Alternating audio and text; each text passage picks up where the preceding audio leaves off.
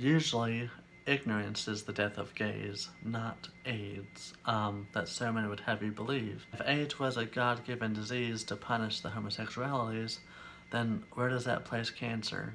Because that affects everyone, straight or gay. I lived transgender and I left everything, following the Lord. There's so much shame. We're killing ourselves by not embracing who God created us to be. Hey everyone, so I had just watched the documentary Pray Away on Netflix, created by Ryan Murphy and brought to us by Blumhouse. Now, this goes back and forth to the 90s and 2000s with the conservation therapy known as Exodus. There's interviews with ex-gays, as they call themselves, former gays that try to speak what they believe to be the right thing as far as changing yourself, and with having the same-sex fantasies. Many of the patients, the gays in these camps, would often commit suicide or attempt it, and the leaders would just look at it as them not wanting to live this gay lifestyle. But that's simply not the case. It's just that they don't want to be there in this belittling world where there's so much hate and neglect around them. Makes it impossible almost to live a gay life. There's many people in this documentary that claim to have lived the gay lifestyle as if it's a choice.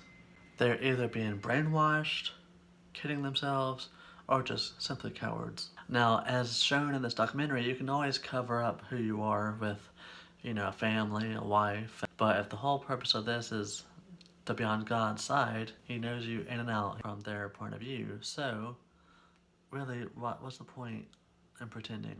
You don't see people protesting against drug addicts like they do with gays, which is often affiliated both as an illness. Two races, black and white, will often take sides against the gays or the blacks, where we have both been oppressed in our own ways, or killed for hate crimes, or just simply being different.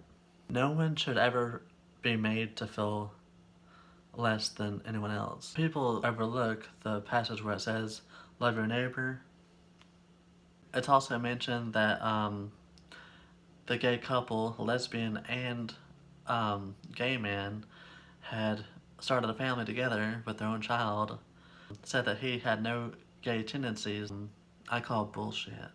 And that's even shown later on in the documentary that he was seen at gay bars. I don't know how so many people can be in such denial when they're clearly still gay. They have the mannerisms, the characteristics, the flamboyant gestures and all that. The whole gathering of the closet gays really pissed me off because, it's one thing if you don't want to come out, that's your life, that's your business, live it how you want.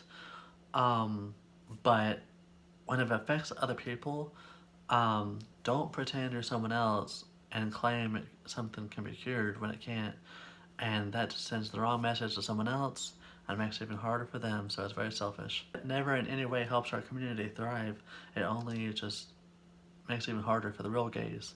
The same could be said for the homeless community. If you have a poser pretending to be homeless just to get some easy money, it's the same circumstances. It makes the others look bad. It makes it harder for the others to get money or to get acceptance. So there's 30 minutes left in this documentary, and still there has yet to have been any words shared saying that this conservation therapy was wrong. It finally did actually expose the truth and the evil of this camp.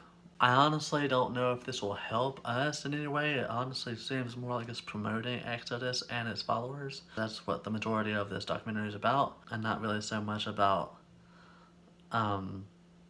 telling us the corruption inside of it. Some of the survivors of the camp is in this video, but we don't once get to hear them speak, and I thought that was wasted potential and really something that could have gotten the point across more so than this documentary was attempting to. Some of the ex-gays did finally come out and say how they had been living a lie, and then also how it hurt their own community and how they do regret it. But if there's anyone out there struggling with your identity, just go with your gut, trust your instincts. There's family out there for you. The one you have that's blood isn't there for you.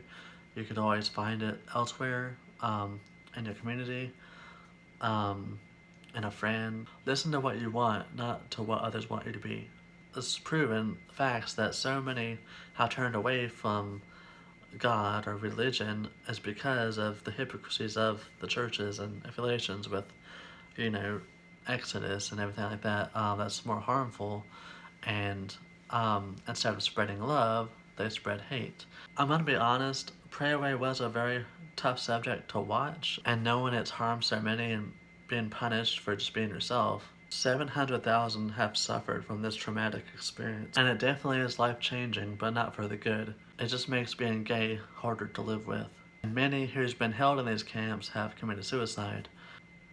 I think we should honor that and really look at our own actions before you speak, and really think about who you are before you try to act or become an activist for anything, unless you're 100% sure, honest with yourself. There's another movie on the matter, a Lifetime film called Trap, that was on Hulu. It does very much open your eyes to the conservation therapy. Alice Cooper's story. I'd recommend that. Very curious to know your thoughts. We were promoting an idealized version of life. Gay people could be saved. My role was to get the message out. Homosexuality was changeable. The same-sex attractions, those never went away. We had guys that attempted suicide. The voice inside me said, how could you do that to your own people? Thank you for watching, and please subscribe.